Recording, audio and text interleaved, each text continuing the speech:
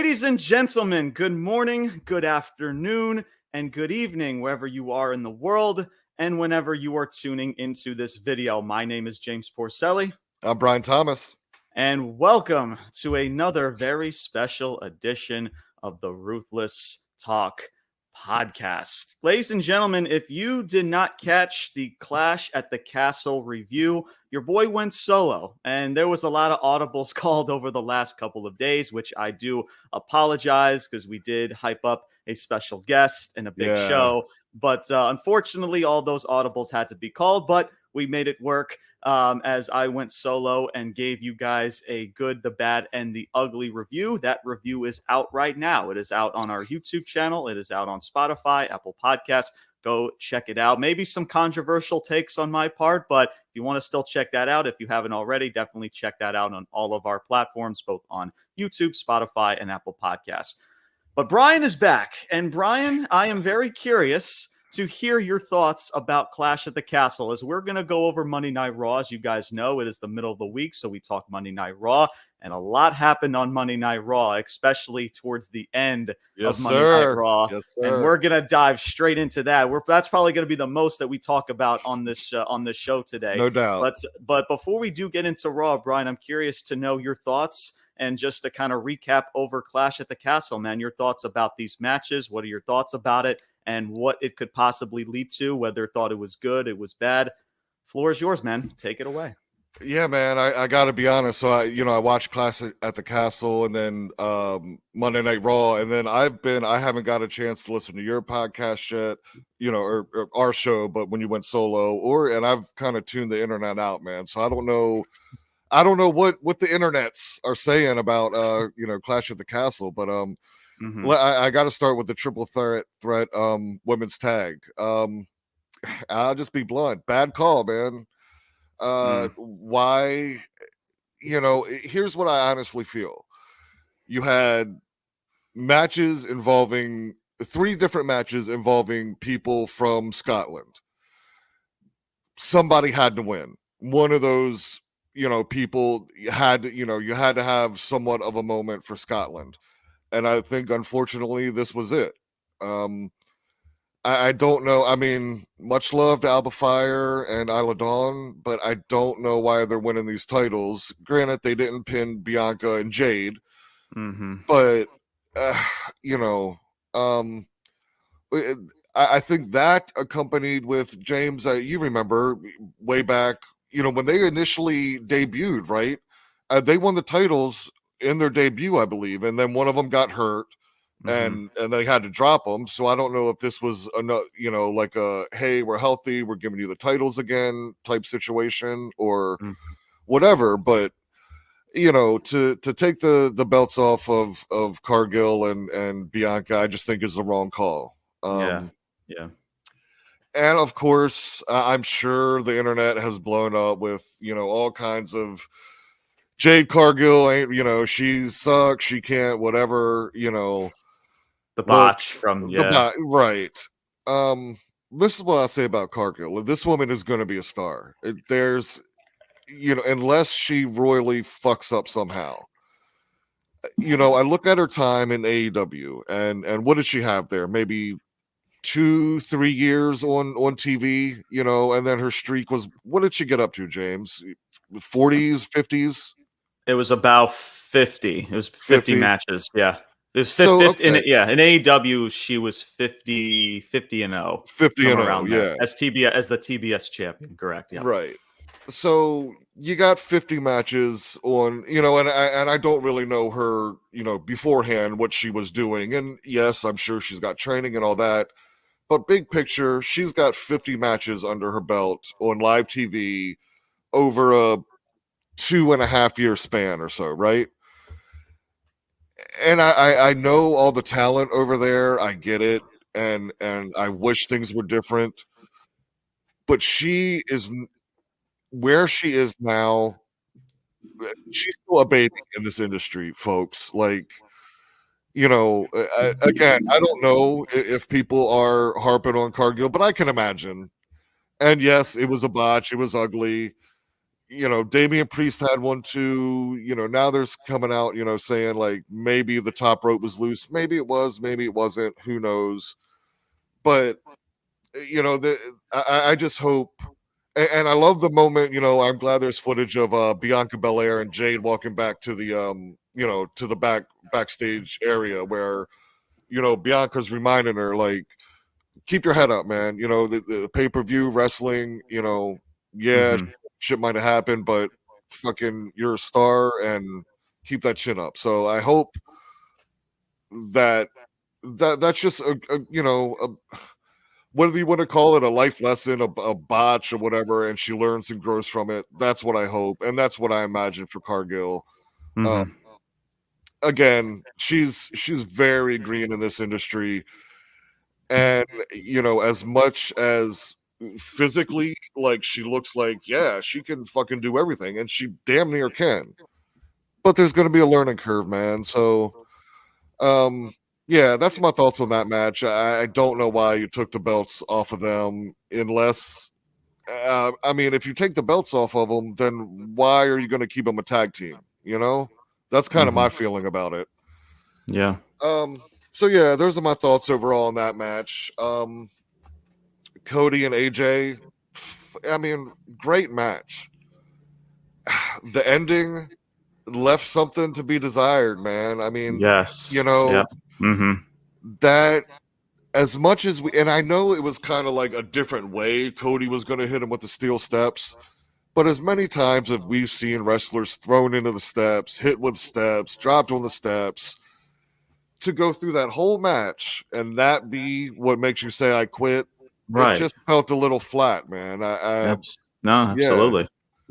But other than that, I mean, yeah, great match, and of course Cody was going to win. So, just wish the ending was a little more like you gotta, for lack of better terms, I mean, get a little more brutal with it. Where am I going to go to next? Bailey and Piper Niven. To be honest, I don't really remember much of this match. You knew Bailey was going to win. I just hope they really that they do. This again isn't just like a one-off, like a Zelina Vega because it's in Puerto Rico. Like, do something with her. Like, put her in a program with somebody that, I know she's with Chelsea Green, but get them going in a direction somewhere. Like, yeah, I don't know what that's about. Where to next? I guess the title match, man. I thought it was a pretty damn good match. The ending, man.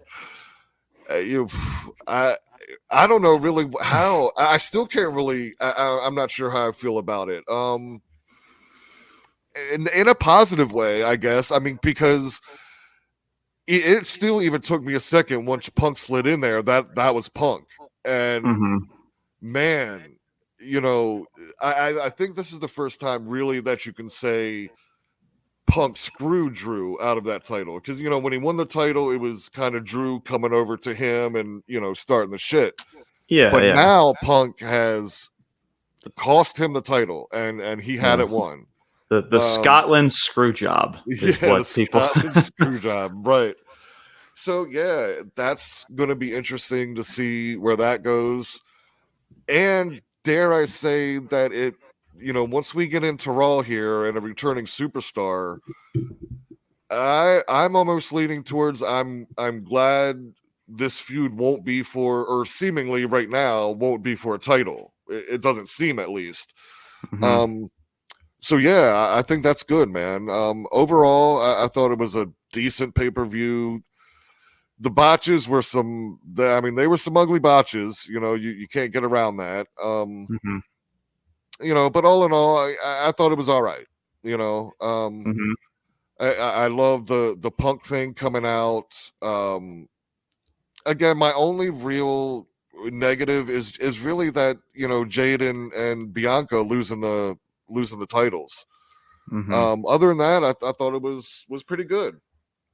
And I have to say, although I was pleasantly surprised, as we'll get into on Monday, I did think there was going to be some people debuting at the pay-per-view, which at the time was a little bit of a downer. Right. Yeah. No, I mean, majority of what you said is pretty much what I pretty much said in the review from this past weekend. It's because, yeah, like Alba Fire and Isla Dawn, much love to them. And we've Yeah, spoken yeah, about, I believe it's Isla Dawn's mother that recently just passed and yeah, everything. yeah. So I know it means a lot to her. It means a lot to her Absolutely. family.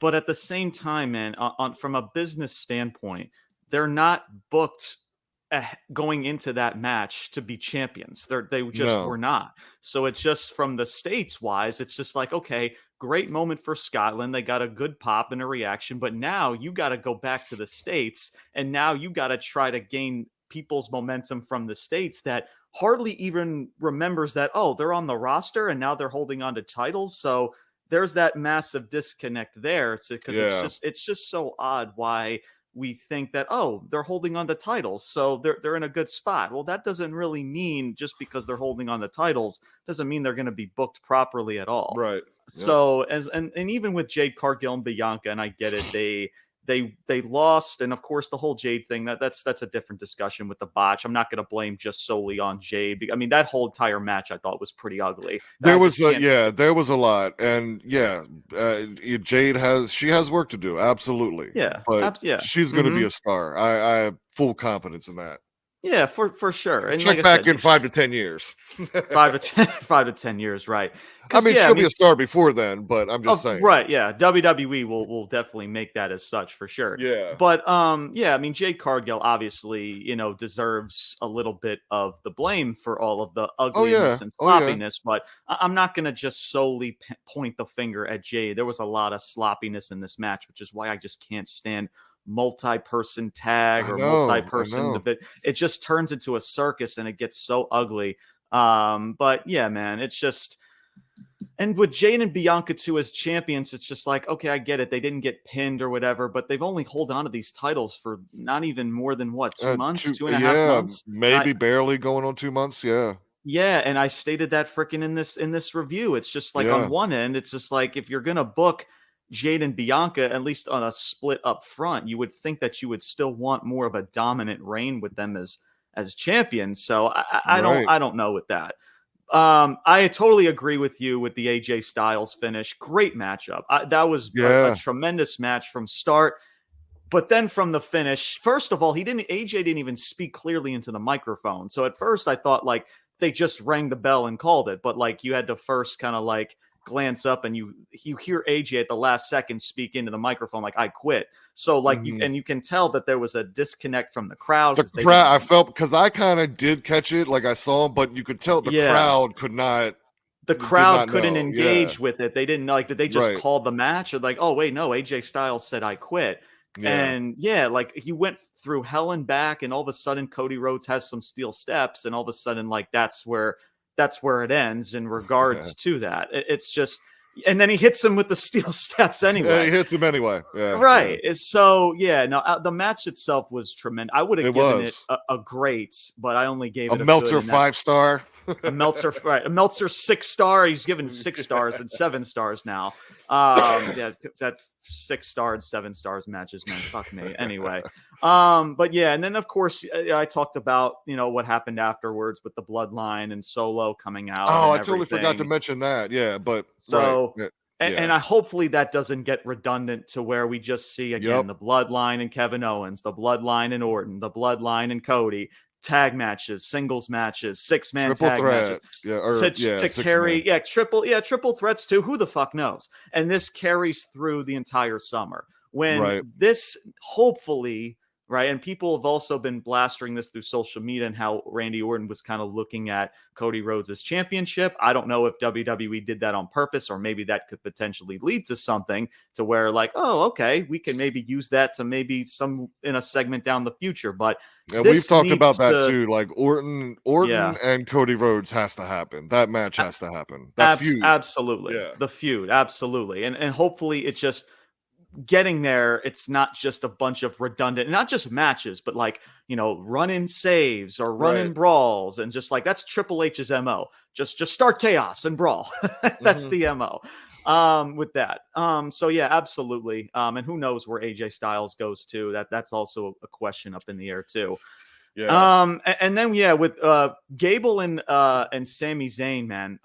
The match was good, but it Hmm. was the storytelling with Otis that really made it And I great, didn't bro. mention that one. It did. Yeah. Yep. Yeah, for sure. Just everything and just to a T. Just Otis and his facial expressions with Chad Gable. Just from start to finish, man. It it drew you in of like you knew it was going to come down to Otis and his involvement on who was walking out with that title. Hmm. The look on Chad Gable's face and how At the end, fumed he yeah, was. that Dude, the that look at was the great. end, yeah, yeah. Yes. Oh my God, that was great. Chad Gable's tremendous. I can go on for hours about that. And yeah, the Bailey Piper Niven match, man. Like it was just there was nothing ugly about it. No. There was just nothing memorable about the match. You had the Chelsea Green was ejected. I don't know why Oh, you would yeah, have that was the memorable part, and she comes back that with the was it. And then so I don't know. It was yeah, just very weird on how you didn't have. I mean, yeah, she was on focal point in the match, but to eject her from ringside because after a couple of Bailey chants from Scotland, Scotland didn't really was very mild. Let's just say that they were very yeah. mild throughout this match. And Bailey wins, of course, through the crucifix pinfall. So, and yeah, who knows where Piper Niven goes? And that was my fear since the start of this. So, and hopefully with Bailey's end, that her title reign just doesn't become stale because I where it's at know. least what it feels like right now, it could get stale very quickly to where there's just a lot more assets and a lot more interesting stuff going on than Bailey's title reign right now. And if you remember, man, back going into Mania, I was like, "This is going to be the. I hope it's the year for Bailey," and I'm glad she won. But again, so far, much like Rhea Ripley's reign last year when or the year before when she won, nothing has really happened so far to you Right. know pique my interest. Yeah. No, for sure. And listen, and then the main event, right? I was very back and forth with it. I was on the fence with it to where I liked the Punk interference. I wouldn't have done it to that regard. Maybe have him as a ref. I would have done something differently. Hmm. But also, man, it's just, and again, I've spoken about Gunther and this title shot at SummerSlam and how it's really putting suits and ties and creativity into a pickle because Drew McIntyre now takes another devastating loss. He's probably going to take another loss at some point to Punk. They're probably going to have more than just one match, Right. probably a match maybe at SummerSlam, and Punk's supposed to get cleared at some point. He might announce that this coming Friday on SmackDown. We'll see. But you've just also felt like the air was taken out of Scotland when they won this match. And it was just like Priest wins the match. I mean, yeah, Punk and the interference was cool.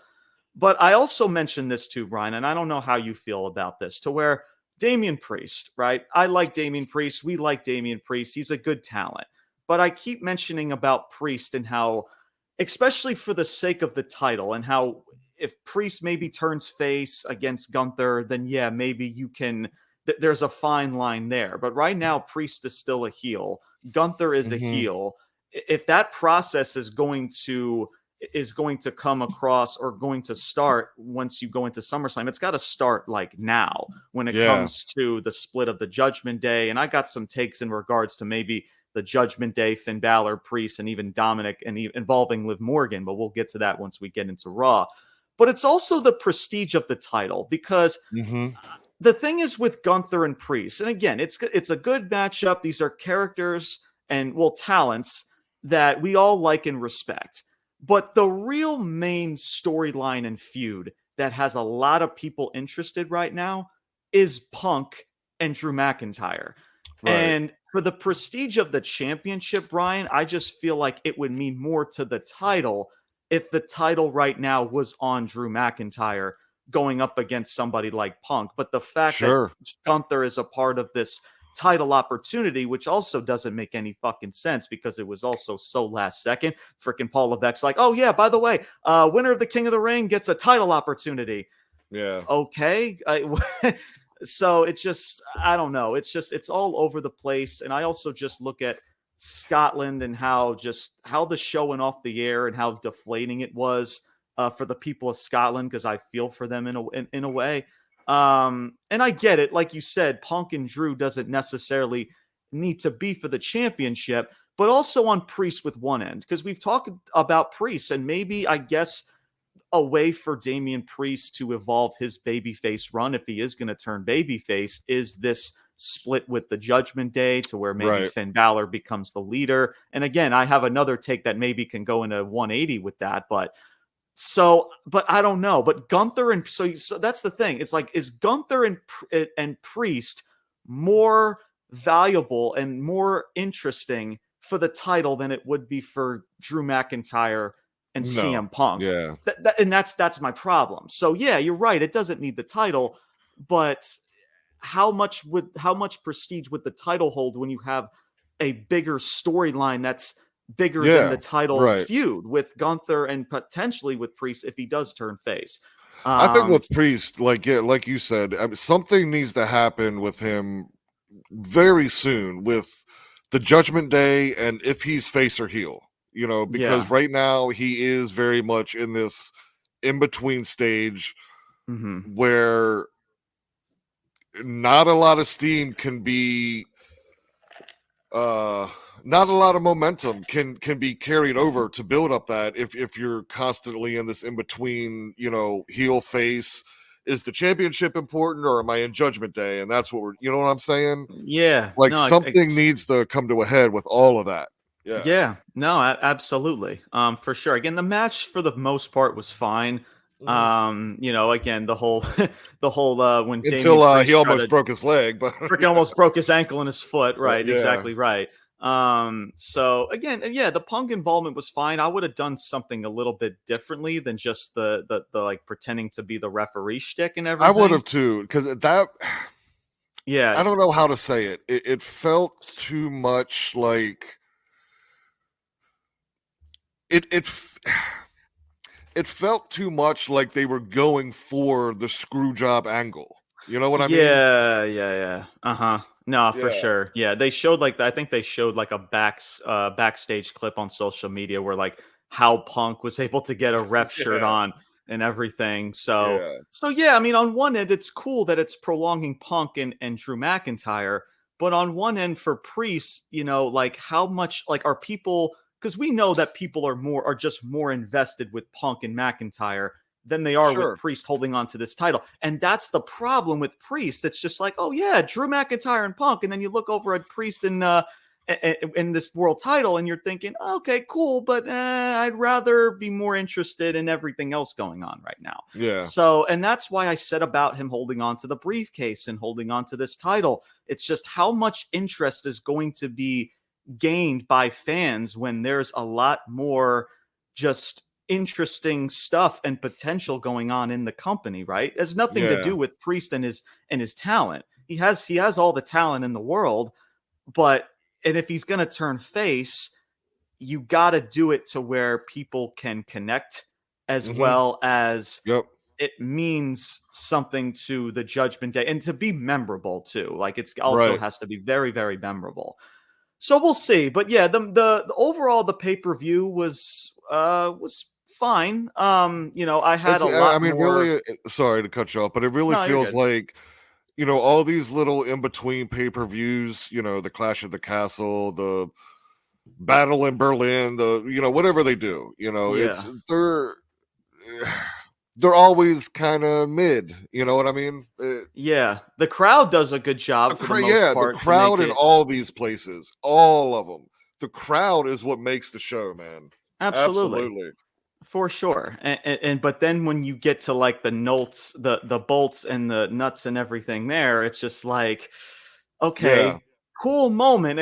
Like we talked about with Alba Fire and Isla Dawn, but like you look maybe couple 2-3 weeks ahead, like what is this truly doing for them? What is this truly Right. doing for Priest still holding on to this title when you have a bigger feud going on with Drew and Punk?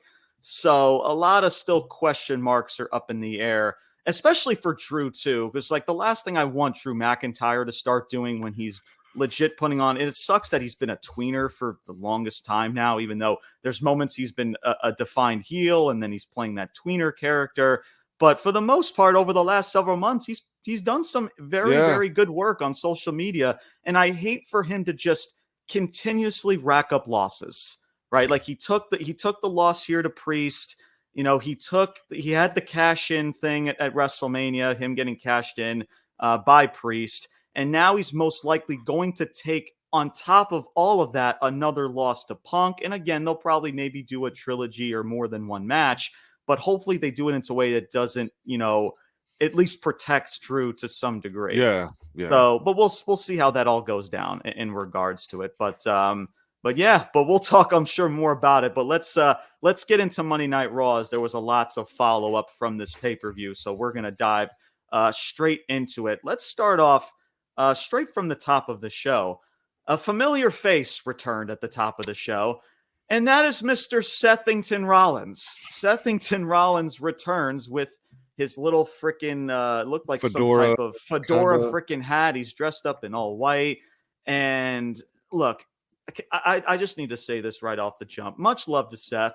It was good to see him, but it felt like several minutes. You know, Brian, we do this whole freaking, you know what I'm talking about, this whole little shtick that freaking Seth Rollins does. And we do it once again for several minutes. We get a bunch of like, welcome back. And they're like, and again, welcome back to Seth. It's good to see him on one end. But on one end, it's just like, you know, you got Michael Cole and Pat McAfee doing the shtick. It's like, this is going on for several minutes. Like the crowd is just like, you know, in awe and just like, I mean, but on one end, it's just like he's only been gone for like 2 months, and we're acting like this is Triple H coming back from a knee injury back in 2002. It's just like, I don't know. So I thought they kind of just like overcompensate that a little bit, to where like majority of the segment was just like hearing the crowd sing and welcoming back Seth. It's just like he's only been gone for not even more than 2 months. So I don't know. It was just very weird. But much love to Seth, and it was good to see him. I just can't stand that fucking song, bro. I'd legit mute the fucking TV. I'm just like, I can't do it. I can't listen to it for a couple of seconds. It's okay, but like several minutes of it, I mute the fucking shit. I can't do it. I can't fucking do it, man. It's just ridiculous. But sorry. Ahead, go ahead. Yeah, like I'm glad to see him back. I'm glad. I guess apparently he is healthy. Mm-hmm. But man, I was so like, I have not been cleansed of Seth Rollins yet, so to speak. Like, and I fully thought, like, when he did come back, you know, assuming it's going to be a little bit longer, that his shtick would somewhat be changed. But if he's just coming right back into this and we're getting the 5-minute fucking sing-alongs, not interested at all. You know, and I know he's going to be in the title picture, maybe even winning the title. But if it's the same thing that we just saw, you know, not 2 months ago, and it's just about the fucking song, no thank you. Right back at you, bro. Yeah, no thank you. I'll continue to mute the fucking TV if that's the case, because I can't do it anymore. But so Rollins comes out, you know, he thanks the crowd. People are welcoming him back. Welcome back to Monday Night Rollins, and he does his shtick. Talks about Money in the Bank, talking about getting back into the world title picture. And that's when your world champion Damian Priest comes out talking about, hey, I got a lot of respect for you. We talked about, I'd rather would have cashed in the briefcase on you out of respect than the way it did. He's like, listen, this is no longer Monday Night Rollins. This show now revolves around El Campeon, which is Damian Priest. And this leads to pretty much Rollins talking about, you know, is like, do you want to be one of the greatest of all time, or do you want to just be a footnote as just another champion? You know, this and that, talking about an upcoming title match, you know, like put your money where your mouth, this type of thing. And Damian Priest is like, here's a title shot for you at Money in the Bank. Let's freaking do it. You know, there's no, don't worry about Judgment Day. Don't worry about nothing, as Rollins mentioned that to a certain extent. He's like, listen, no, this is me and you, man to man. Let's do it. Do you want this title shot or not? And then Rollins pretty much accepts, and then does more of his little shtick, whatever you call it.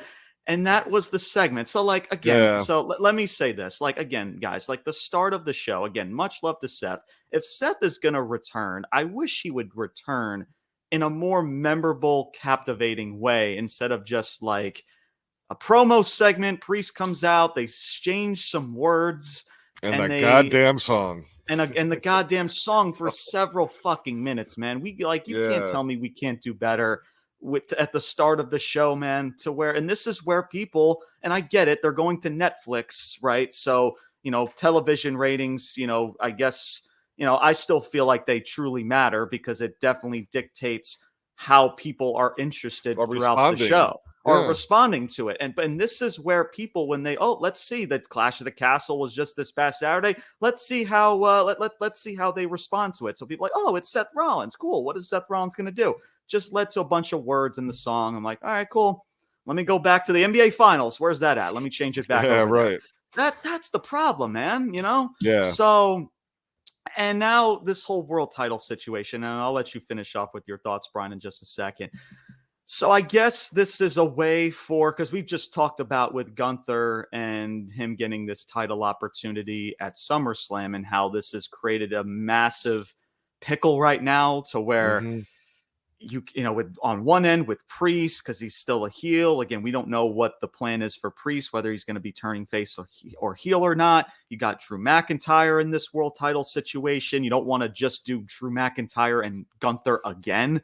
So is Seth Rollins and Gunther the move? Could they legit have the balls to take this title off of Priest and to put it back onto Seth just to get a fresh matchup for SummerSlam, which would be Gunther and Rollins? And then that's when Gunther takes the world title. So I don't know in regard. And I guess maybe a way to get the title off of Priest to tell more of a story with the Judgment Day on however they want to do that. I don't know, man. It's just very weird. But like you said, Brian, it's just like with Seth, he comes back. It's just great on one end with Seth. We like and respect Seth. We know that he's a tremendous talent.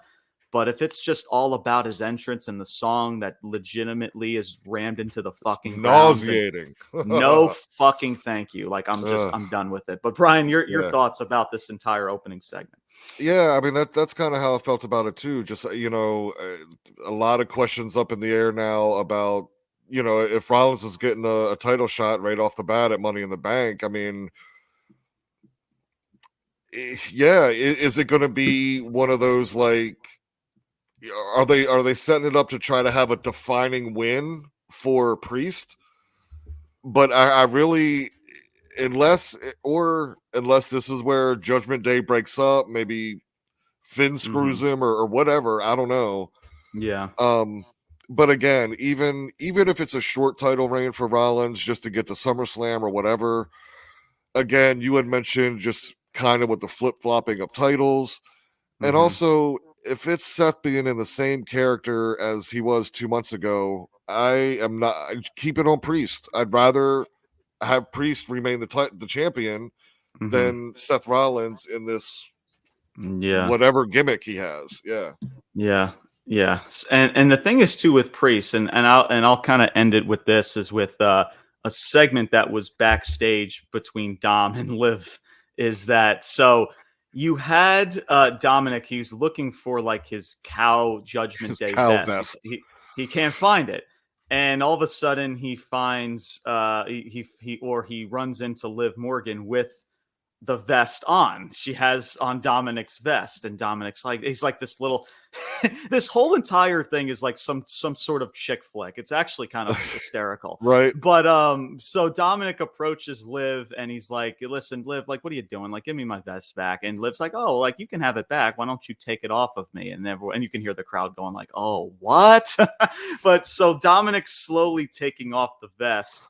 And all of a sudden, like, Priest, this is actually done really very well. Priest, like, comes in, like, oblivious of what's going on. He's, like, on his phone. And all of a sudden, he, like, looks up and, like, Dominic, what are you doing? Like, get out of here. Like, some, like again, like a father, like a sort of father figure, like, towards his son. Like, what are you doing, son? Like, get out of here, right? He's like, no, I was just trying to get my vest back. Yeah, I was just trying. Right, sure. Right. Yeah, exactly. So Dominic hightails it, and then like Damian Priest is like, Liv, what are you doing? The kid wants nothing to do with you. Like, stop. Where this is Judgment Day. Get out of Judgment Day business. And Liv's like, well, I think he wants everything to do with me. And she delivers like a little cackle and a smile and walks off. So, and now I want to get your thoughts about this, Brian, before we go into the next topic here. I mentioned last week about Finn and Liv potentially maybe working together if only if Damian Priest, the plan is for Priest to turn face. But if Mhm. that's not the case, what if it's Priest and Liv working together? You see where I'm kind of going with? Yeah. So it's just like, Priest and Liv, to where, and that would honestly, really catapult both Damian Priest and Liv if, and also you also, I guess, feel for Dom in a way. Maybe that also can help Finn Balor in his case, to where Finn Balor, when he does turn into the demon, right? And maybe they have that feud with Priest and Finn Balor, because I don't know who the fuck's gonna boo the demon, right? If Finn Balor's gonna be a heel, it was kind of the same situation with Yeah. Edge not too long ago. But I don't. Again, just an idea, just a wild take there. I spoke about Finn and Liv, which could still happen. Mhm. Depends on what WWE's plan is. But if the plan is for Priest to still be a heel and to just have Rhea Ripley go face, a part of this Judgment Day faction, then I don't know. They could also kind of like pull the wool over everyone's eyes and have Priest be the one Yeah. partnering up with Liv, because we've noticed it's been Dom, right, and Liv, like the whole little backstage segments, like we see them like behind, like as I guess what do you call them, like Just in background the background of, actors. yeah, Yeah, right. like having conversations and doing this and that. So you'd think like, oh, there's something there with Liv Morgan and Dom, or Finn Balor and Liv. But what if it's Priest and Liv, to where it pulls the wolves over everyone's eyes and like, oh wait, Priest and Liv, like I never expected that, because we never saw those backstage segments and Mhm. stuff with Priest and Liv. So it'd be the last thing that you would ever think about. Just throwing that out there. Yeah, that'd be a hell of Um a swerve, no doubt. Yeah. yeah, what are your takes about that, Brian, before we get into the second Um, topic? so you're saying, so then if it was Drew, or I'm sorry, if it was Priest, Mhm. so then you're saying kind of Judgment Day kind of stays together, but Rhea's out and as the face? Pretty much, yeah, because Rhea Ripley's going to be feuding with Right, Liv, right. Yeah. unless Finn Balor would be that one entity in the story, to where he also turns on Priest, and then Finn Mhm. Balor becomes the face, and then that's where you see the Demon match up with him and Priest, to Yeah. where Finn Balor maybe he tries to stick it out with Priest, in regards to like, why would you, do this behind my back? Like I was, I had your back, and you would make this deal with Liv behind everyone else's back, right? That sort of kind of Yeah, thing. yeah. And then that turn from Priest and Finn Balor maybe happens, right? Because I just look at, if you're gonna do the demon, right? Because I know people, again, it may not mean anything, but the whole like demon picture in the Judgment Day locker room, if you're gonna Yeah. do the demon, I just don't know how people are gonna boo Finn Balor, the demon character. You know what Yeah. I'm saying? So that's the only reason why maybe. And again, if again, it depends on what the plan is with Priest at the end of the day. But yeah, Yeah. continue. No, so that, yeah, that would be a really good swerve if it was, but with what they've, just the kind of little things that they've done already, and even with Damien's character, like I don't have the words for it, so to speak, but out of the Judgment Day, out of the everybody involved, Hmm. I I really think that Rhea and Priest, like he's gonna ride or die with her. Like Yeah, there's like a that's a still, brother yeah, sister thing, you know. and that's So still yeah, that's still possible for sure. Yeah, yeah, so I think right now it would. I'd rather see Priest and Rhea be face, reface. um, and then whatever happens with the Judgment Day, like if I don't know if Liv steps into the Judgment Day or the Judgment Day just breaks up, I don't know. Yeah, Yeah, yeah, yeah. No, and like I said, that could still happen. Like I said, yeah, it just depends on Priest and what the long game is for Damian Priest. I just think it would be a really cool hmm, swerve to do in regards to in regards to that. You know what I mean? yeah, But I mean, well, it depends on, of course, how you do it, and also how and what that eventually leads to with Finn Balor, and what's the role with Balor, what's the role with Dominic. So, of course, all yeah, of that still needs to be, you know, thought of in regards to it. But I don't know. I can Or also what if just it? see them doing that. I mean, I know this is way out of left field, and I don't think this is what it's going to be. And well, no. Ultimately, this would be lame because I don't think it would have much legs, long term. But fucking Carlito. What if it's Carlito and Liv?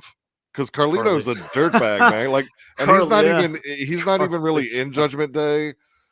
That's funny. Did this stuff start? When did it start with Liv and Dom? Was that before Carlito got there?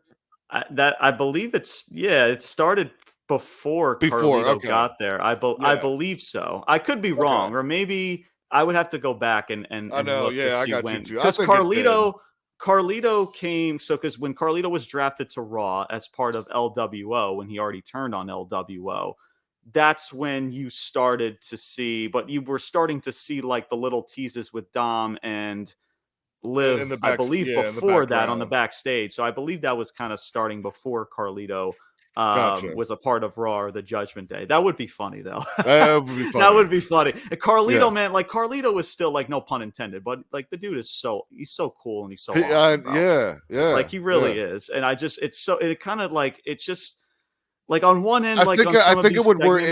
It would be for it to be Carlito, because you're right. It would work better in sort of like a halfway like comedy gimmick, which I don't think fits this story so well. You know what I mean? Yeah. But like Carlito, man, it just sucks. Like he plays his role so well, but like his role is pretty much just like, I guess, a henchman and just taking at the this falls. point in his career, he's kind of like the henchman, and I would say kind of. I think he knows that. I would have, he's not going to be, the champion or in that picture. I think at this point in his career, this is where he is. Yeah. I just wish they would put him in better spots. I do too. Like I talk about like the run-in saves or like the run-in brawls, and like they end up just retreating to the back anyway. Like I wish that if he's part of, I guess, the Judgment Day or working with them, cool. I just wish that he would be in better spots instead of just looking like an idiot all the time, right? But like he's not going to be like, in a some sort of singles title picture or whatever, even for a mid-card title. So if you want to put him in this role, cool. Just kind of mix it up to where like he doesn't look that much like a geek in a way, because it's still Carlito, you know what I mean? It's still Carlito, man. Yeah, absolutely. No. Dude, back in the day, like when he first, came out with the whole, I spit in the face of people who don't want to be cool. Like that, not to the heights of Razor Ramon, but it had the Razor Ramon vibes, like those vignettes and stuff. Like that, it was good, man. It was good. It's a very underrated shtick. I would say, honestly. Yeah, no, that's a very good point. No, for sure. Much love to Carlito, by the way. Much love to you, dude. Let's move on to our next topic here, and that involves Drew McIntyre. So this segment was pretty sweet and pretty straightforward. He comes out. Obviously, after Clash of the Castle, this dude was livid. I mean, he's putting his hands on an official. He's putting his hands on Corey Graves. Freaking Wade Barrett's got to calm him down. I actually loved his reaction. I mean, when you get screwed over, that would be doesn't really matter on how it was booked, but your genuine reaction afterwards, that was good. That was very, very good. So, and so he comes out more, I guess, calm, cool. Kind of, well, maybe not collected, but at least calmer. He comes out and he's on the microphone. CM Punk chants start, coming down in Corpus Christi, Texas. And Drew McIntyre is in the microphone. He's like, I can't do this anymore. Screw this company. I quit. And he freaking tails and he just walks off. And backstage, you see him like he's trying to be consulted with Pierce and even Triple H. You see him talking with Triple H. He's like, no, that's like I'm not joking. This is serious. Like I'm done. He walks off. He walks away from Triple H. Freaking Adam Pierce is trying to chase him down. Like, hey, let's just go in my office. Let's talk about this. But Drew McIntyre's like, nah, dude, I'm done. Like forget this. I'm done. And that was it, man. So. Interesting. Again, something very out of left field, but I like it. Now, here's my critique about it. Now, obviously, this is I guess it depends on how they do it, of course, to where I don't know if maybe you're not going to see Drew McIntyre for another week or so to where Oh now you're no, going to see it's more. Yeah. Well, what? Yeah. go Well, ahead. let me get your thoughts in, Brian. Yeah. What are your thoughts in about it first, and I'll get mine in. So this Friday is SmackDown Chicago, right? Or is that next Friday? Correct. I believe it's this Friday. Yes. This Friday. Drew McIntyre is going to be there, and CM Punk is going to get a beatdown. That's how I see this playing That's out. probably yeah. Yep. So and that's my one slight critique about it is like if your plan is just to get your hands on Punk at SmackDown, like I guess it's a ploy to get to Punk, but I don't know why the ploy has to be quitting. But I mean, it's a cool I little turn. You Yeah. I see mean, what I'm I guess saying? just the assumption that he's not going to be anywhere near the building, the company. He's gone. He's whatever, and then Yeah, he comes but I through the like it. crowd, or yeah. Yeah, but I like it though. But I do like it. But yeah, no, absolutely. Because I was either gonna say, well, they can either have uh Drew McIntyre not show his face for a week or two, or they are gonna probably have him show up at SmackDown and Hmm. attack Punk, and it's gonna continue that feud, which is probably going to happen. You're absolutely right, because that was the Yeah. first assumption I had. I don't, again, my one little critique is that I don't really think the ploy, like if it's that direction, I don't think that quitting needs to really be the ploy. But Yeah. I did like how it was very unexpected. Like, oh, Drew McIntyre, he quit, he's done. He walked out and you had Triple H involved. So it was good. Hmm. Everybody played their role very well. So, and then, yeah, and then most likely Punk is going to get, I guess, blindsided. Maybe he cuts a promo stating that he's cleared, he's ready to go. Maybe talks a little Right. bit about Drew McIntyre. And then out of nowhere, Drew McIntyre maybe delivers him a Claymore, right? Or maybe just attacks him from behind and delivers him a vicious beatdown, maybe selling the tricep injury a little bit. Yeah. So, yeah, man. I mean, listen, if Punk is cleared, bro, then like, hey, let's freaking do this, man. Like Because now, I've been very, maybe not like overly the top excited, but very interested in regards to this whole entire feud with Punk and Drew. And hopefully, as I'm sure this is most likely going to be more than just one match, to where I mhm, guess maybe Drew McIntyre picks up the first W and then Punk picks up the next W, possibly I believe there's a pay-per-view. I don't know what the pay-per-view schedule is, but whatever the pay-per-view is after SummerSlam, SummerSlam. or in Yeah. regard, or shoot, if he's cleared, they could possibly just do this at Money in the Money in Bank. the I Bank. don't know, because who knows how long he's been cleared for. Maybe he's been cleared for over the last several days and weeks, and now they like storytelling wise, let's announce that he's cleared now. Yeah. Or again, maybe it's the other way around, to where they still want to give Punk some time to still train and get his feet underneath him in the ring and train and all of that stuff. So, but we'll see. But Brian, what are your thoughts, your final thoughts in regards to this segment with Drew? Yeah, especially on Drew's side, where like he's been on the short end constantly. So I think this sets up perfectly to he's got to kind of while this isn't a match, he's kind of got to get some revenge now. Like he can't. It can't just be Drew getting screwed. Drew getting screwed. He loses the match. He got beat down. Like he's got to extract some revenge on Punk here. Mm-hmm. And what better place than in Chicago, like they were in Scotland. So that's what I think it's set up for, is that everybody, Yeah. Drew or Punk's gonna come out there and talk about, oh, I got to him so much I made him quit or whatever, and then Mm-hmm. Mm-hmm. Drew's gonna come out of nowhere. Yeah. Yeah, and yeah, that's most likely what's going to happen. So, and it'll be interesting on Drew's end, because, like I said at the start of the show, I just hope that with Drew, because now he just lost this devastating Right. matchup against Priest, it's like the last thing now you want Drew to do. Like if he's going to go out his way to like he's got to like quit from the company, like he's going, leaps and bounds to now get his hands on Punk and really end this Punk stuff once and for all. And he loses straight up.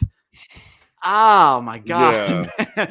See what I'm saying? It's like Yeah, that's why absolutely. that Yeah, world like title match victory, or the defeat against Priest, just is so very odd on why Drew and Punk is the bigger story. And I get it, it doesn't need the title, but mhm. Drew is rocking with so much more momentum and people Yeah. are more into what he's doing than Punk. It's just that now he took that devastating loss at the Clash, and now potentially he could take another loss straight up against Punk for the first matchup, or is it vice versa? Maybe Drew wins the first match and then Punk ends up winning the second one, and we'll know when that second matchup is going to be in regards to that. So, but we'll soon find out in regards to it. But I do like at least there's interest, and there's, definitely ways that you can prolong this. And, Drew and Punk, they're going to knock it out of the park, man. Drew's doing a tremendous job. I just wish that his booking has just been more consistent leading up to this, and not playing so much of the tweener character, not so much in Scotland, but like in the States. And we talked about it last week. He's high-fiving fans up the play. Like, it's just those little things, man, that are just not so minor, at least to me. And then Punk being back, man, just again, it just adds a pulse to the show regardless. Put him in the microphone or in the ring. He's gonna deliver, bro. Even at his age, at like what, he's like 45, 46 years old, somewhere around there. So before we get into our final big topic, because there's going to be a lot to talk about with that, I do want to mention Chad Gable and Otis for just a brief second. As Chad Gable was in a match with Braun Strowman defeats Chad Gable, but it was after the match to where I'm like, okay, Chad Gable just loses to Braun Strowman. I get it, like David versus Goliath thing. It's not saying that Braun Strowman losing to or defeating Chad Gable is not believable in any stretch, but you would think that, okay, Chad Gable losing against Sami Zayn, you want that momentum from the story. So I'm like, they got to have something planned here. And they did. After the matchup, you had Chad Gable just berate the Alpha Academy again. He orders them to be in the ring. Maxine is selling her little ankle injury. She's got like a crutch and a boot. Tozawa's in the ring. He's like berating Tozawa, like pushing him and shoving him. Maxine gets in front of Chad Gable's face, and Chad Gable's got this smirk. He takes Maxine's crutch and he just chucks it over the top rope. And on top of that, Brian, he tells Maxine to get out of my ring. So she's hobbling on one foot. It was great. Yeah, it was funny. It was really funny. At least that part was funny. So then he goes back to berating, or just going after Tozawa. He slaps him across the face, and then you see Otis slowly turn towards Gable, and Gable's like, all right, whoa, let's calm down for a second. But then Otis, he's at his breaking point, man. He's like, nope, enough of this. He shoves the shit out of Chad Gable in the corner, freaking Otis. And the pop that he got too, man, was really fucking cool. I've been waiting for that pop, or whenever that pop was going to come across, man. It was going to be loud, as this entire shtick, man, has really helped Otis a lot. But it was a shove, and we thought it was, Otis was going to get more of his hands on Gable. Freaking Gable's pleading for his life in the corner, but freaking Otis just hightails it. And I'm thinking, okay, cool pop and cool little segment after the match. But I'm like, is that really it? Or are they going to further tell this? And they also did that too later on in the show, in the locker rooms. Like Gable's like, he's furious. Like, how dare you put your hands on me? But like Otis is packing up his stuff. Chad Gable's like, what are you doing? Like, what are you packing up your stuff for? What are you doing? And then Otis like, we're done. We're leaving. He's like straight up. He's just like, I'm done. Like, we're done. And he leaves the locker room, and Gable's reaction like, fine. It's like, you don't leave until or you're not done until I say you're done. You're expelled. You're nothing without me. You're pathetic. The way he freaking goes off. Yeah. It was great. So on one end, I'll try to keep this short, because I do want to get to this final topic. On one end, you were expecting more from the actual turn, maybe in the ring, of maybe the beatdown and everything, but I do like how they went backstage and kind of at least put the cherry on top. Otis is just like straight up. It's like, dude, like, we're done. Like, we're just done. And the rest of Alpha Academy kind of walk off, because it wasn't really a definitive turn. It was just more of just like a push and a shove, to where we've seen that in like stories, to where they'll like get frustrated with somebody, and then maybe the next week, like, dude, I'm sorry. Like, I got carried away. Like, my emotions got the best of me. I apologize. And you kind of prolong that to a degree. So it wasn't really like a full blown turn, but then like the next segment, is what did it to where Otis is like, yeah, like, dude, we're done. Like, this is enough. And Chad Gable's like, you're not done until I say you're done. And Chad Gable played his role beautifully. So yeah, and we'll talk more about Chad Gable up in this next Mhm. this next topic that we're about to cover. But Brian, real quick, your thoughts about Chad Gable and Otis? Yeah, I mean, I would hope that's not the end of it, because yeah, that was underwhelming. The pop for Otis, that was great, but something else has to happen there. That can't just be the end of the story, I feel. But then I also have, I don't know where Gable's going, so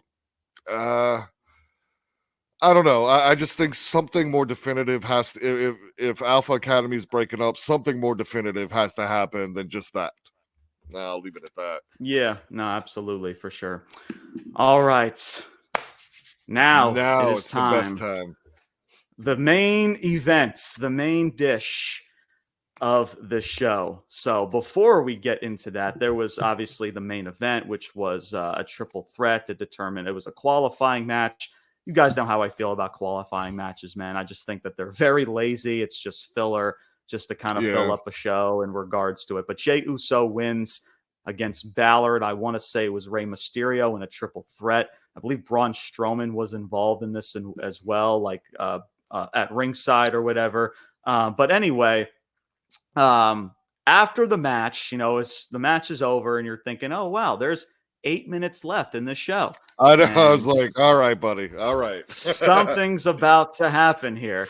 And boy, did something happen. The lights go out, and in Bray Wyatt Fiend fashion, like the lights slowly dim, they go out, and it's Bray Wyatt's Shattered theme song, but it's like the piano keyboard tone, like on a loop. And you have like the door, and the door opens. And keep in mind, guys, like this is all from the top of my head, just from remembering all of this. The door opens and there's light and everything. Again, this is from Bray's old entrance from his previous gimmick. The lights go out again, and then you see Bray's lantern on the top of the stage. And all of a sudden, you see Nikki Cross crawling up on the stage like this. What's the girl's name from The Ring? It was like The Ring. Yes. Yeah. She legit crawls like this woman from The Ring movie. Like, dude, that's what sold it for me. Nikki Cross looks bad. I gotta I have something to say about her too. Yeah. Yeah. Well, go ahead. Keep going. Yeah. Yeah. No, but it was absolutely excellent. Like her look.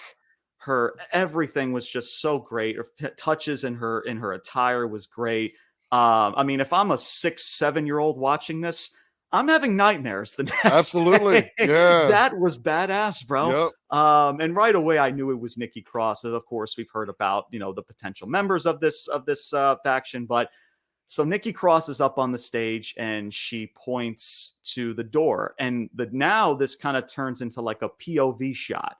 And you go backstage and there's like lights flickering. There's stuff all over the floor, smoke and everything. And we start to reveal the Wyatt characters. First, you see Eric Rowan. And he's pretty much representing, I believe, Rambling Rabbit. He's got like the rabbit mask and the mallet says, "Help me." And there's people on the floor, like people taken out. From what I was able to glance at, it was Carmelo Hayes, Ludwig Kaiser, and Gunther on the floor taken out. And then, so you have Eric Rowan's shot. Eric Rowan looks badass. Then we go into Gorilla. So it's like you're entering a haunted house. Yeah. Right? And there's like all this decor and there's blood up on the wall, right? People are laid out like dead zombies and everything. And then you see another Wyatt Sicks character. It looks like the Buzzard. It was the Buzzard mask, which is most likely Dexter Loomis. And it's badass too. It's got like the long dreadlock hair and the Buzzard mask and everything. And he's like sitting cross-legged like CM Punk would. Just again, a badass visual there. And again, everybody's taken out, like suits and ties are like laid out on the floor. Then we go to the next Wyatt character, which we think is Joe Gacy. It looked like one of those gas masks or whatever. But it was it's the potentially, I pig, believe, it was but like the pig mask. At least that was my yeah. first glance. I'm like, is that a gas mask or whatever? No, it's a pig mask, which is it's pretty much Joe Gacy as he's Hmm. back there. And all of a sudden, like more angles and shots, and then you see Chad Gable get laid out with blood pouring at on the side of his head. He's literally knocked out, unconscious. And then there's Uncle Howdy, and Uncle Howdy's like doing this with his wrist, and he's walking all over like these like unconscious Just laid bodies and out people, everything yeah. laid out. You got a holy shit chant from Corpus Christi, Texas as well. Just so freaking, you heard the pop too from Uncle Howdy. It was great. And again, the piano like shtick in Wyatt's theme is just continuously on a Hmm. loop. And so all the Wyatt Six members come together at the top through Gorilla. They go onto the stage. They meet Nikki Cross on the stage. Uncle Howdy holds up the lantern, and you get this badass visual of all the members up on the stage as Uncle Howdy's holding up the lantern, and Uncle Howdy screams, "We're here!" He blows into the lantern, and then you get the signature Wyatt finish with like the Hmm. jump scare and all, and that's how Raw goes off the air. Whoo-wee, man! What a listen. That Before I was get so to you, good. Yeah, go I ahead. get to you, Brian, I want to just get all of this out the way, and I'll get Yeah. to your thoughts.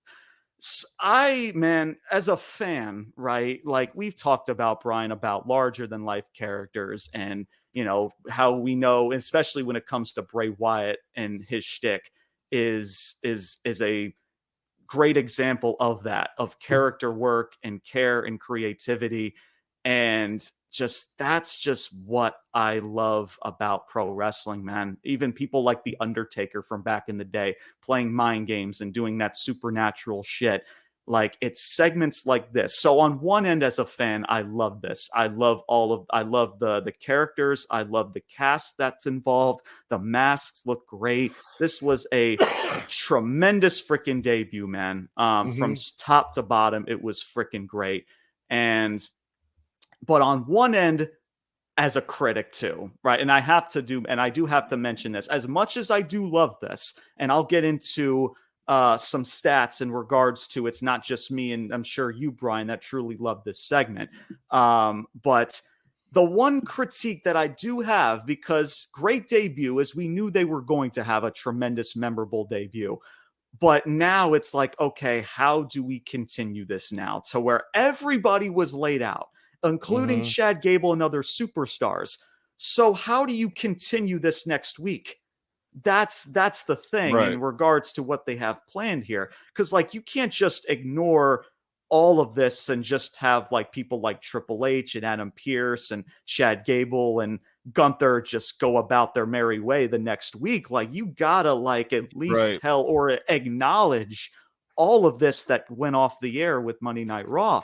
So that's the question on how you really go, because this wasn't just a really good debut. This was leaps and bounds, like fantastic. So Hmm. how do you now carry that momentum? And I will say this too, not just because I like this whole shtick with the Wyatt Six, not like six as an S-I-K or X, Yeah, but right. I like that too. SICKS. CKS. Yeah, Yes. I like Uh-huh. that. So on one end, I love it, but now on the other end, it's just like, what's the plan here? Because the last thing that I want this Wyatt Six character or characters to be is just on Monday Night Raw. They need Yep. to be a valuable main asset to this show now. You took out all of these fucking people. Now you have to continue this momentum for the next several weeks and months. You can't just do this shtick and then as time goes on, you can't just have them be like underneath the radar and just maybe do some QR codes and stuff and some cryptic Hmm. messaging and only having maybe 30 to 60-second segments, which we've seen on Bray Wyatt's end. It's, on other occasions. No, like they need to be a legit, like valuable asset, a main asset to Monday For Night sure. Raw, if that's the show that they're going to be on. So, but look, man, this was great, man. From start of this once the lights go out. For the last 5 minutes of this show, I was just in awe. And again, you guys know how much I love Bray Wyatt, Just how much mesmerized, man. just Absolutely. memorized and just captivated. And that's the thing too, man. And I'll finish it off with this too. You know, people say like, oh, supernatural, it's quirky, it's weird, like it's not needed, it's supernatural is stupid. But like, guys, like, listen, I understand we want things to make sense, we want things to be believable, but sometimes in the world of wrestling, man, like sometimes you just got to suspend your belief every once in a while. Absolutely. And remember that this is a television show, man. We want to believe, just make us believe and care in these characters and maybe enter this crazy, wacky world that's professional wrestling every now and then, man. Like, you know, people like Jake the Snake Roberts that comes to the ring with a live snake, right? Freaking Ted DiBiase, the $1 Million Man. He'll come into the ring, he'll beat you in a match, and he'll shove $1 million bill down his or $100 bill down your throat, right? Freaking the Boogeyman, right? Shoving worms down people's throats, right? Freaking, you know, I can go on and on, man. Characters that jump off the screen because on one end, people come and go like a Ricochet, and much love to these people, but a Ricochet, Mustafa Ali, right? A freaking Ray Phoenix, right? A Dante Martin, or whatever the case may be, right? It's just, yes, they're good in-ring performers and there's great athletes, man. But when it comes to outside of the ring, what do these people have to showcase themselves? The answer is nothing, which is why people like Will Ospreay, to where even though like people are ooh and awe Will Ospreay and what he does in the ring, that's not what captivates me about Will Ospreay. It's how he how he can, you know, carry a storyline, hold a promo, and just his mannerisms and his believability. That's what attracts people like me towards Will Ospreay. So, and the thing is too, you know, whether people like this, I'm sure people are going to shit on this, at least some people. And they're like, oh, this is weird, this is quirky. But guys, understand that people love this. And if you don't believe me, this is on YouTube right now. There are, guys, over 2 million views from this segment, this 5-minute segment with the Wyatt Sicks, already 2 million views. The other segments from this show, Seth Rollins, Drew McIntyre quitting, that's around 500 to 600,000 views. A landslide, the Wyatt Sicks destroys all of these other segments. Yeah. Gee, I wonder fucking why, Brian. And people wonder why people like me and you are so captivated by people like Bray, and to an extent, people like now, like Taylor Rotunda in this Uncle Howdy character and this Wyatt Sicks. And again, who knows where this leads to, man? But you got to gain people's interest. You got to make people care about these characters and these individuals, because if you don't, then they're just a footnote in this company, and they're just a footnote of just another great match or another promo segment or another backstage segment that nobody's going to remember. This is what you will remember for the rest of your fucking life as a wrestling fan. So who knows where it goes? I'm hopeful and I'm crossing my fingers. We've seen a lot of supernatural shit get ruined in this company, even Bray Wyatt to a degree. Even Bray. Carrying Cross on numerous occasions. But I'm hopeful that everyone's going to do their part to, you know, to do this for Bray, right? To be behind Bray Wyatt, to do this for his legacy. Yeah, right. But it's also up to Suit and Ties and Triple H to where one fuck up, one slip up can expose this fucking group. And that's where this company really has to dive in and truly lock in to make this group special, or not just special, but unique, captivating, and keeping the momentum rocking. And that's it, man. Brian, I know that's a lot, but your thoughts in regards to the Wyatt Sicks, man, and Uncle Howdy's return. It was just awesome TV. Like I said, just, you know, I mean, they only said one word, you know, but the whole time I'm just staring at the screen in silence, just captivated by it. You know, what's happening, what's under the smoke, you know. So I'm a little torn here too, but I'll get to my positives first. Definitely awesome debut, loved it.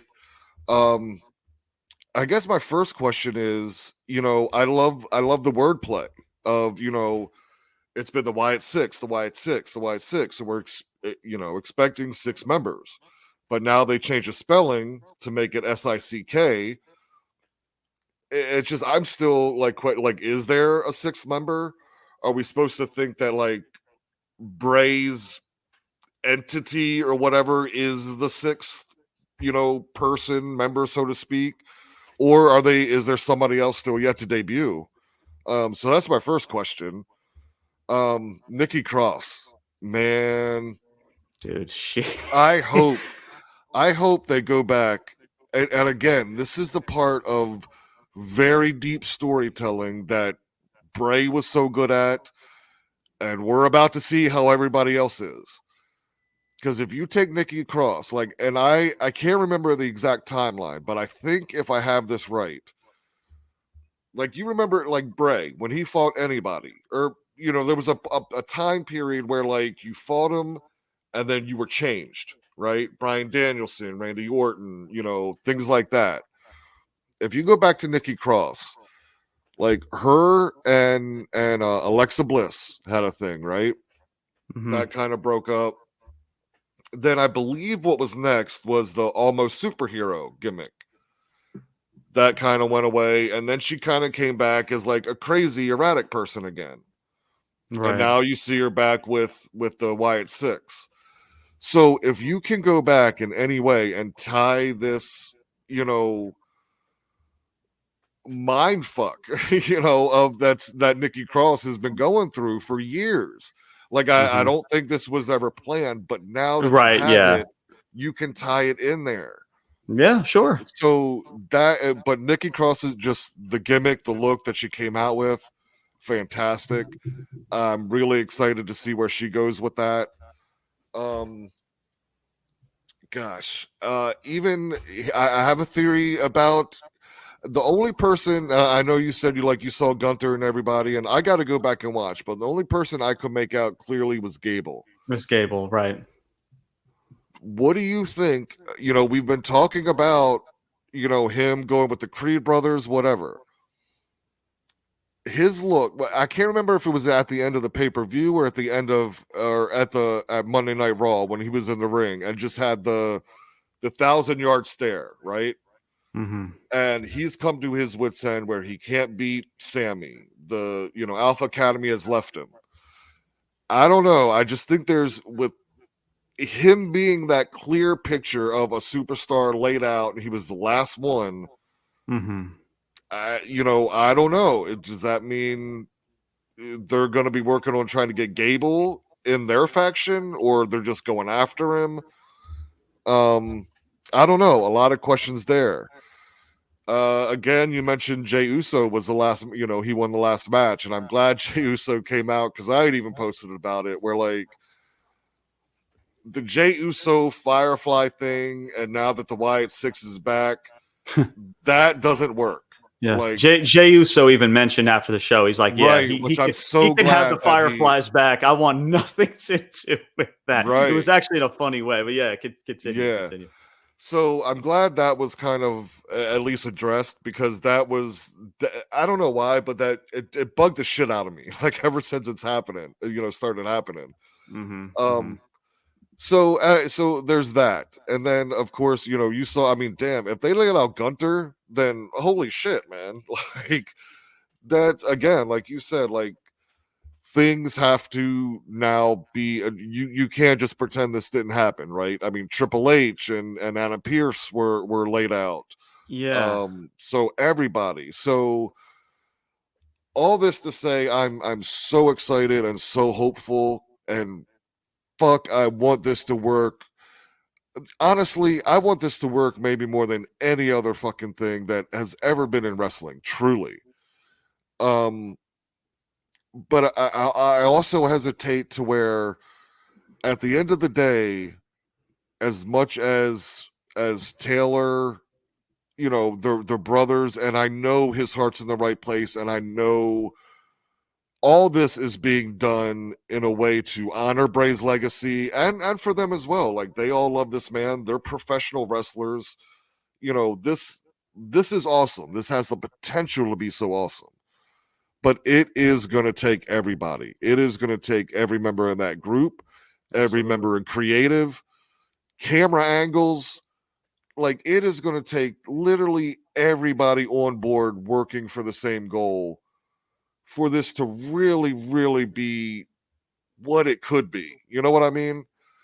I fear so much that while Bray was one of a kind, so as close as you can get these other 6 characters trying to tell a story in a Bray Wyatt manner, they're not Bray. And I just hope that I don't think this would like tarnish any legacy or whatever by any stretch. I think what they're doing is awesome. I love it. You know, I really truly love it. Yeah. I just hope it doesn't fall flat and almost then become a disservice, you know. And I don't have any doubt between a Taylor letting that happen or even an Eric Rowan, right? I believe like everybody involved is gonna give it everything they got. A lot of this is really gonna come down to creative and the writing team. And man, just don't fuck this up, man. Don't start doing silly shit. These guys and gals just came back. They laid out a number of people. Again, they need to be put in a level of the bloodline of a DX, of a dominant faction that's going out there and kicking your ass. Just don't make it silly shit, man. That's all I ask. Yeah. I mean, and we've heard from people like Taylor Rotunda. I mean, these are projects that when Bray was still here, that they've been working on for quite some time. So I'm sure a lot of what they've been working together is going to be added into this whole shtick. So they're going to do right by Bray. Oh, yeah. And Taylor, that's what I'm saying. Like, Taylor, like, I have no doubt that his heart's in the right place, and he is going to do I'm so hopeful. I am going to fucking believe, man, because God damn it, I want this to succeed so bad. Yeah. But me yeah, too, bro. Yeah.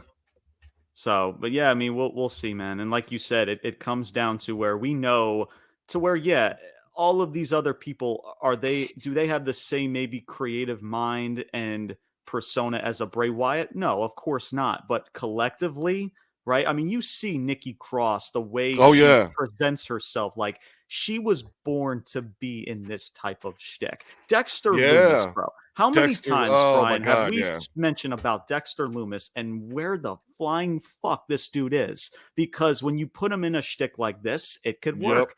Joe Gacy, we've seen the potential in Joe Gacy in NXT, even though like lately to where he's been more of this unhinged character, it kind of represents too much more though of like a Dean Ambrose of what he was doing over there in NXT. But now with this, it's a good introduction / reintroduction with everybody.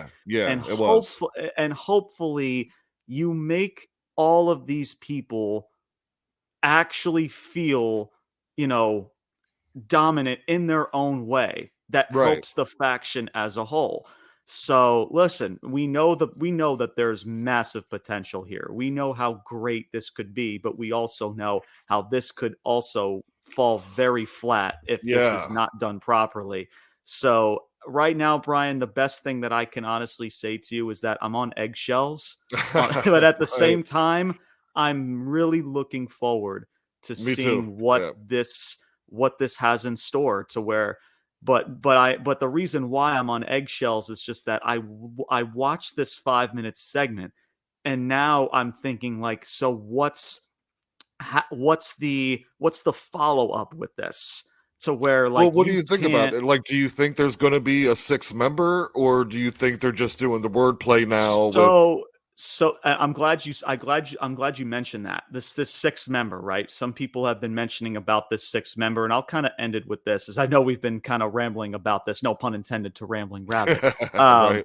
But I believe, Brian, the 6th member to where it could potentially be Alexa. I think that's the only other maybe physical member that you could add onto this roster. And let me stop you there because I gotta ask you this too. Then because I'm thinking Alexa too. But if it is Alexa, she has to be Sister Abigail, like what you've already presented Nikki Right. Cross as Sister So Abigail. so that's the thing, right? I Yeah. believe the sixth member is the spirit of Bray Wyatt in that lantern. You see what I'm saying? Well, Like the that's nucleus. what was my question was, at the beginning. Are we just is there going to be a sixth member, or is it just I the don't think there's entity a of sixth member. Bray as the Uh-huh. sixth? Yeah, yeah. The entity of Bray, the spirit of Bray in that lantern is the sixth member. I don't think Alexa's the sixth member. I would be fine if Alexa's the sixth member. I'm not complaining if they do it right and they make sense of it. Yeah. But I don't I think think you can this, with Alexa at this point because yeah, at this you'd point have you to make her can't, Sister Abigail. because Yeah. you have Nikki Cross. She's pretty much Abby the Witch. You have Joe Gacy, who's Huskus the Pig. You have Dexter, who's the Mercy the Buzzard. Eric Yeah. Rowan, who's Rambling Rabbit, and then you have Uncle Howdy. So what would Alexa Bliss be? Because I think that's the reason why Braun Strowman is not in this Right. right now. To where they want Braun Strowman to be more of an identity of himself in this Which solo run, and I think that fucking they're going to do sucks, this. by the way. But Right? No, it does. Trust me, we yeah. could be doing a lot better with Braun Strowman. But I think when Alexa Bliss comes back, she's going to be herself. Whether it's most likely going to, I guess, maybe be like that goddess character, or maybe what she was. Hopefully, minus that fucking doll. Hopefully, that doll's no longer a thing anymore. But yeah, I think the sixth member is the spirit of Bray Wyatt, and the spirit of Bray and the entity of Bray is in that lantern. That's the six. This is your faction. The five plus Bray Wyatt's Plus, spirit yeah. that's keeping I like everybody that. together. Yeah.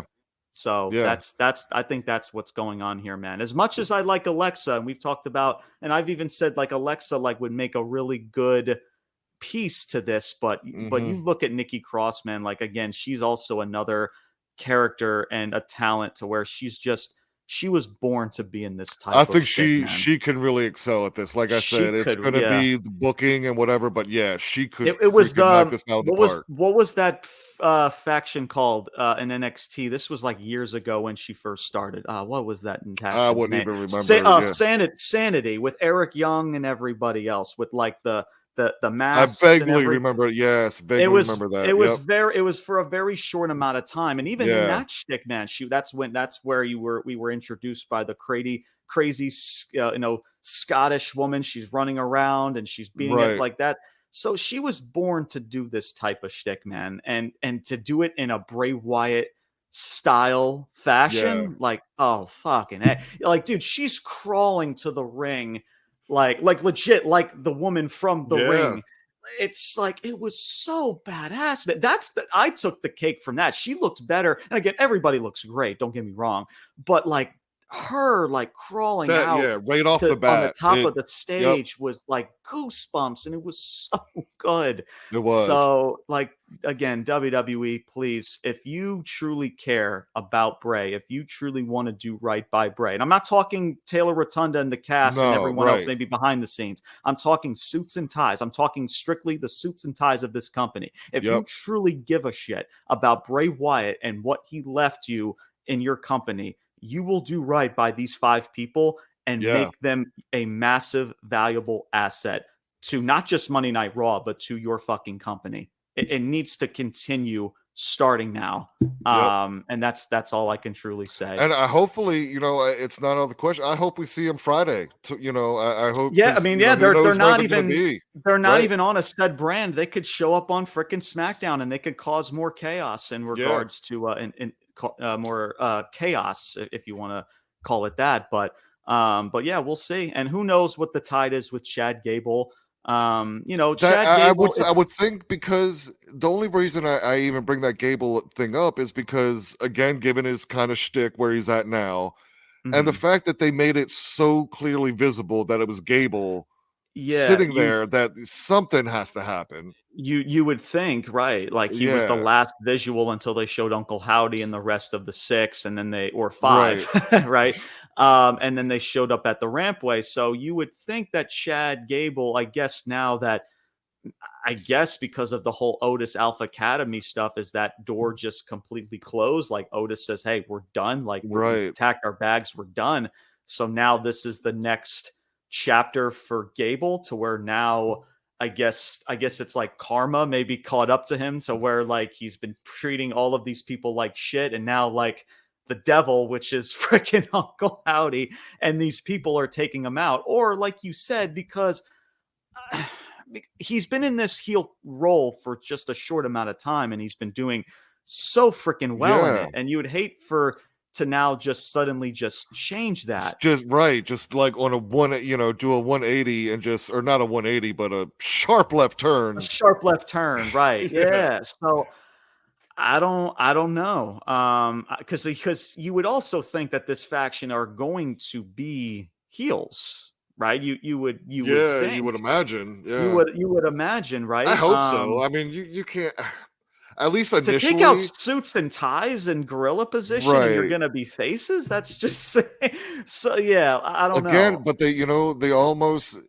and again, here's where it comes out where like everything has to work. Is like, That's what I'm. are they going to be something like an NWO where like, Mhm. yeah, they were supposed to be the heels, but they were so damn cool. Those were the ones getting cheered, Yeah, yeah. Because and that's just the hope, is that like, was all of this just for a really miraculous debut, and then they kind of just Right. fall to the wayside, They right? can't fucking Like, do that. They have to have. because you would think. God, they have to.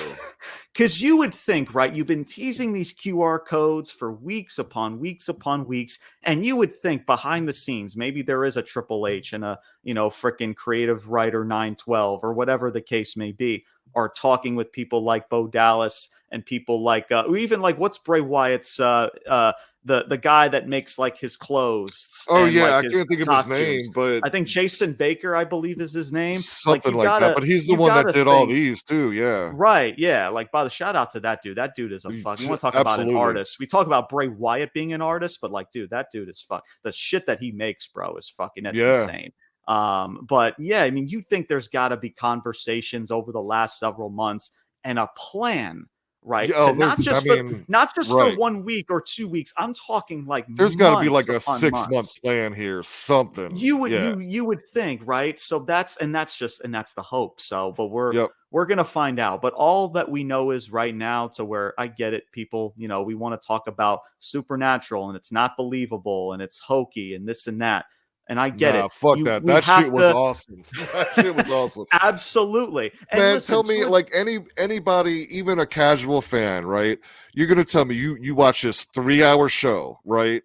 And you're gonna tell me that last 5, 6, 8 minutes, whatever it was, wasn't the most captivating shit of that 3-hour period? Get the fuck out of here. You're bullshitting me, and you're bullshitting Brian, and you're bullshitting yourself. Seriously. Right? I mean, listen, if it's not your cup of tea, then like that's cool. But like, don't act like that people aren't into this too. So, some people may not be into it and say like, oh, this sucks. Why would you do that? Cool. That's your personal preference. But the numbers speak for themselves. The numbers, especially on Bray Wyatt's end, I talk about how he's always the highest in merchandise sales. He's one of the highest in quarterly hour segments. The most that you see in a quarterly hour segment is involving somebody like a Bray Wyatt or somebody else, right? It's just like the numbers just speak for themselves. So yeah, Brian, go ahead.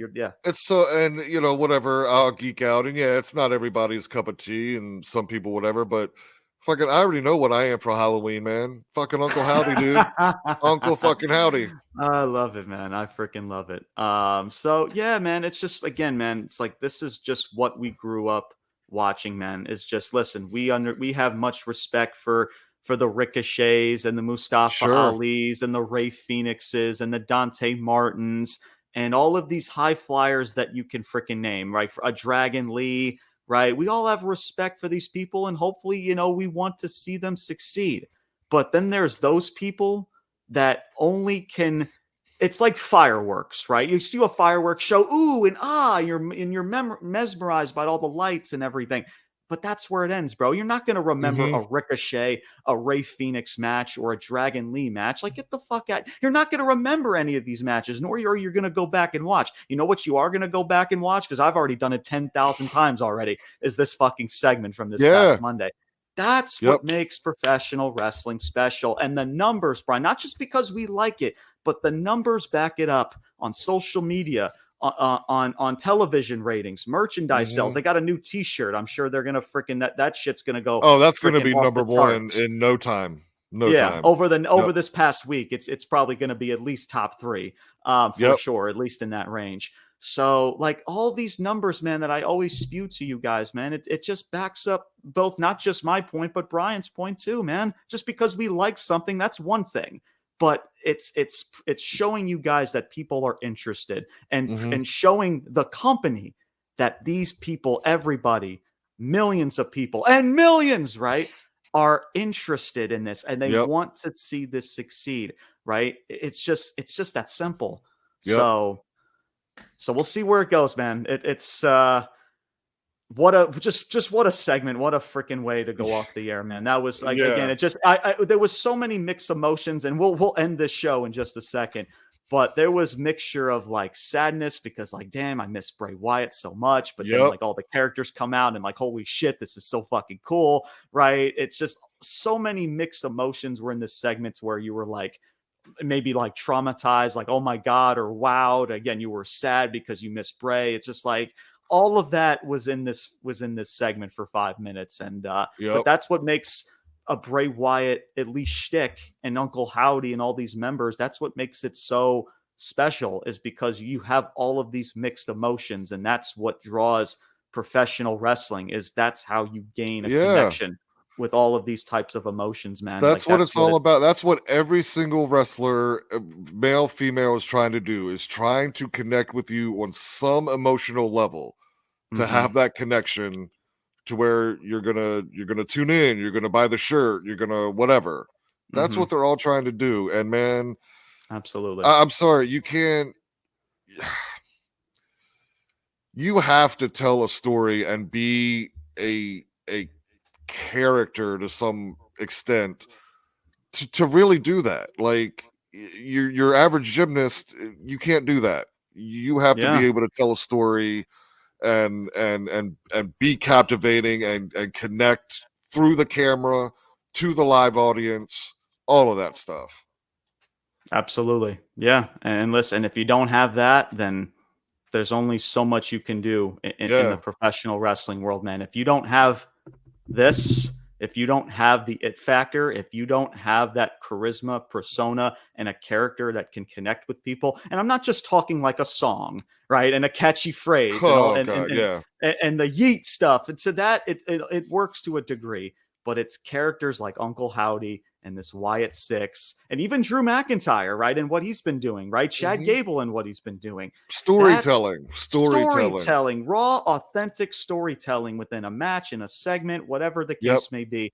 That's what's going to draw people in and tune in, not just 1 week, not just 2 weeks, but throughout an entire calendar year for weeks and months on end, consistently.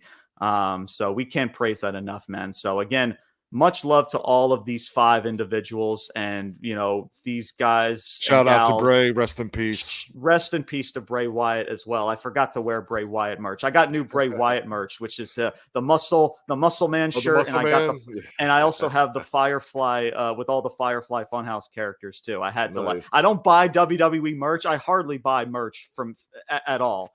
Me too, but I'm definitely getting this Wyatt Sicks shirt. For sure. Wyatt's also like I said, that shirt is gonna definitely be going off the charts and top 3 in merchandise sales and everything. Absolutely. But yeah, man, just rest in peace to Bray. Much love to Taylor Rotunda, as I know he's been putting in a lot of work, and there's a lot of care and effort put into this. And I hope this succeeds for him as well. For him and his family, right? For the Rotunda family, right? As much as, again, trying to put yourself in somebody else's shoes, right? And it just the emotion that goes into it, and trying to get it right, because you don't want to fuck shit up, right? I can't imagine the pressure that just that you put on yourself. Absolutely. No, for sure. Because you want to do right by your brother Bray, and you knew the mindset and the creativity that he put into it, and you want to kind of at least just do right by him. And you for just not just for him, but his family, for JoJo, his kids, and the entire Rotunda family. So there's a lot weighing on him. Absolutely. So that's why, like we said, it's going to take a massive team effort with all of Bray Wyatt's people that he's worked with over the course of several months and years. This cast with Dexter, Joe Gacy, Nikki, it's going to take a team effort. But as good and as much potential this has, this could easily fall off the rails by just one mishap, because we've seen it before. So will it?